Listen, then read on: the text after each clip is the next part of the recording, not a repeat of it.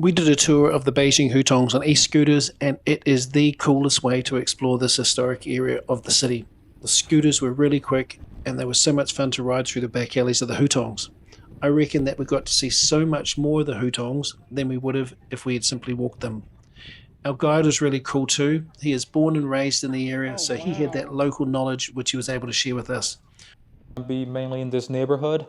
We're gonna be about 10 blocks out that way, and then 5 blocks the other way. We're gonna be making a loop, more or less. We do have a few stops in mind, but I kinda, if you see anything interesting along the way, we can always make an extra stop and talk about it. So basically, we'll be talking about how the Hutong was formed, and then what is special about it today, and who lives here. Anything that you're interested. But I was born and raised here. I live about, let's see, 4 kilometers to the west of where we are right now. So this is called the Hutong. The Hutong usually means like a back alley or a little street. It could also refer to this whole area in general, like the Hutong area. Do we want to take a guess how many years it's been around? 700 years.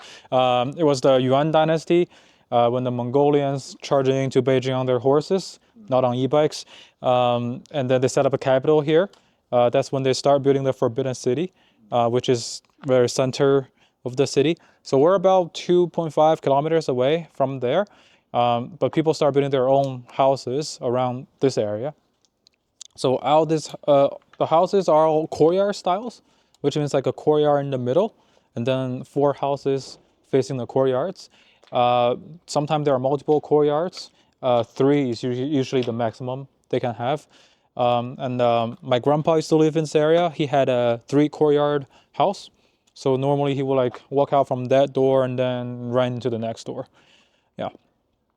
But if you want to take a look here within this one, it doesn't look like a courtyard at all, does it? No.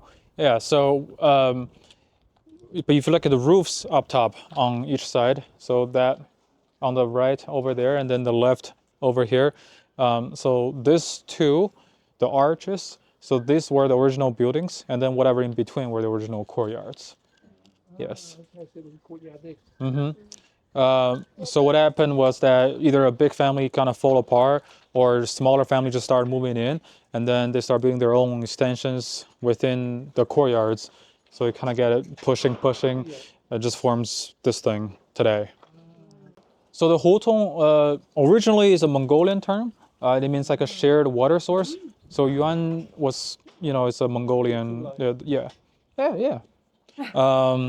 So the term originally means like a shared water source, like a well.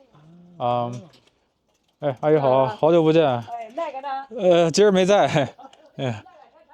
哎 Yeah. So well, this is a grandma that we yeah, we see her a lot. So the shared waters, but they don't share the water source nowadays anymore. They do share a lot of bathrooms. I see there's like communal bathrooms. Yeah. So mostly because the sewage problems. So these units in there don't have their bathrooms, private bathrooms inside. Yeah.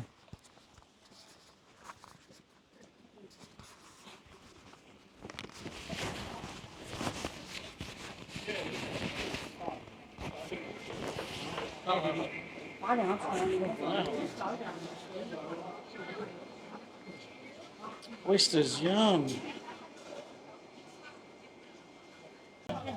And this will be the local shop. Supermarket.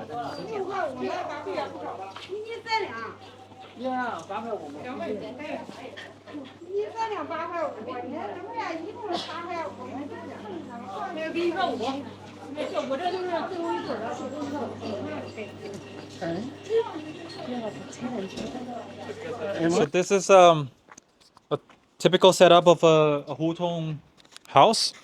You can actually tell a lot just by looking at the front door. We can start from the cornerstones on each side. So these are called, cornerstones. So the shape of it is a rectangular shape, which looks like a book, looks like a book or a bookshelf, which means they're on the literary side of the society. So they're probably like a professor, a lawyer. Basically, the guy works with his pen. Where like that further down is a round shape, which looks like a marching drum on a battlefield, which means they are on the military side of the society. So like a general, like a soldier, basically they work with their sword. It's not a strict rule anymore. Back then it was very strict. Either you're the fighting official or you're the writing official. But nowadays it's more your personal preference. But your position in the society will be defined by the studs up here. This two blue thing pointing out. So there are 3 levels. There are 0, 2, or 4. So 4 be the maximum, is the highest ranking. And then 2 is like a medium, and 0 just getting started. This area is about 2.5 kilometers away from the center of the city. So it used to be where the elites would live. Yeah, but it's been around like forever, so it really changes a lot, these days. But this area is called the Beijing area. Is the originally where again, the elites would live. But nowadays it feels more like just a residential area, nothing fancy or anything. But to answer your question, there's really no like a special Hutong per se. It's just his whole area in general. That's the vibe I think that we're trying to give out. And this whole experience is just what I would show my friends.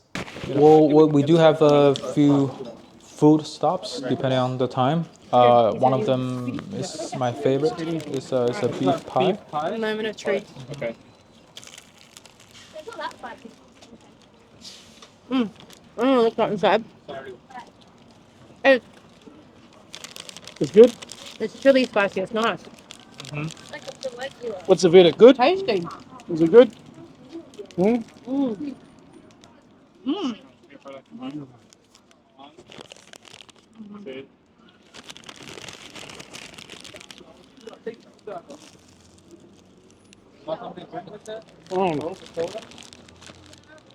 Yeah, good.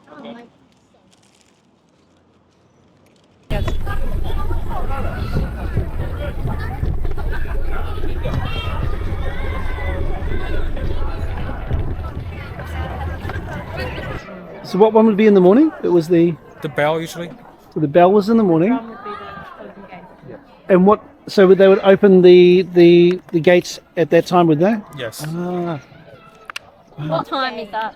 What time is that? Usually when the sun rises. Yeah. And was this sort of like with the ancient city walls around Beijing? Because obviously you got the Forbidden City, that's a walled city. Yeah. But did Beijing itself had walls? Because it would have had to have defensive walls, wouldn't it? Yeah.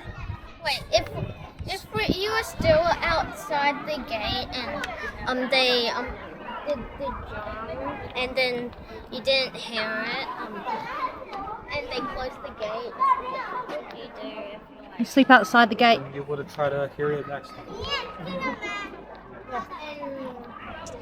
time. But this lake used to be a canal that goes all the way to Hangzhou, which is a city next to Shanghai. That's where they transport all the building structures to build the Forbidden City. And the canal is not connected anymore nowadays. It's just a lake here. Some people call this place the backyard of Beijing. People live there? Do people live there? People don't live there. This is so on the left side of the lake, that's where I'm facing. This is more a residential area, so quieter that side. Behind us or to the right of me is like a commercial area.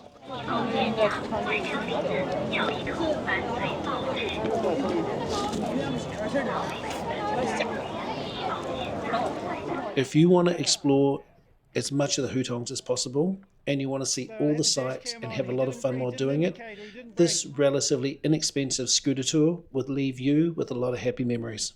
Yeah, that's about it. The whole thing is about 2 hours more or less, sometimes 2 or 2.5.